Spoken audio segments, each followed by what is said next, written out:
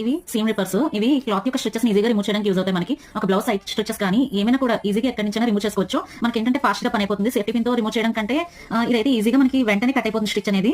చూడండి ఇప్పుడు ఎలా యూజ్ చేయాలో చూద్దాం. ఇవైతే 10 రూపీస్ అరౌండ్ ఉంటాయి. ఏంటంటే ఇక్కడ దీనికి హ్యాండిల్ ఉంటుంది, ఇక్కడ బాల్ ఉంటుంది, ఇటు సైడ్ అయితే పాయింట్. ఈ పాయింట్ కి ఈ బాల్ కి మధ్యలోకి స్టిచ్ తీసుకొచ్చి ఇలా జస్ట్ ముందరికి మూవ్మెంట్ ఇస్తే వెంటనే కట్ అయిపోతుంది.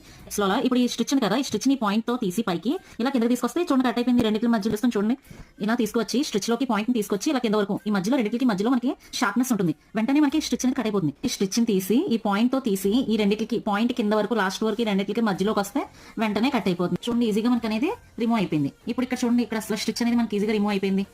ఒకవేళ సైడ్ జాయింట్ స్ట్రైట్ గా రాకపోయినా బ్లౌజ్ స్టిచింగ్ లో అవి మనకి ఈజీగా ఈ సీమ్ రిప్పర్స్ తో ఏంటంటే ఈజీగా రిమూవ్ చేసుకోవచ్చు. అందుకే మనకి టూల్ కిట్ తో పాటు ఈ సీమ్ రిప్పర్స్ కూడా ఇచ్చారు. మనం స్టిచింగ్ అయితే మనం ఈజీగా చేసుకెళ్ళిపోతాం. అలాగే స్టిచెస్ కూడా రిమూవ్ చేసుకోవడం కూడా చాలా ఈజీగా అయిపోతుంది. మన పని లూజ్ అనేది వచ్చేసింది అంతేనండి. ఇక్కడ స్టిచ్ ఉంది కదా, ఈ స్టిచ్ ని ఈ పాయింట్ తో లేపి రెండింటికి మధ్యలోకి తీసుకురావాలి. అక్కడ తీసారనుకోండి ఫాస్ట్ గా పని అయిపోతుంది. ఇలా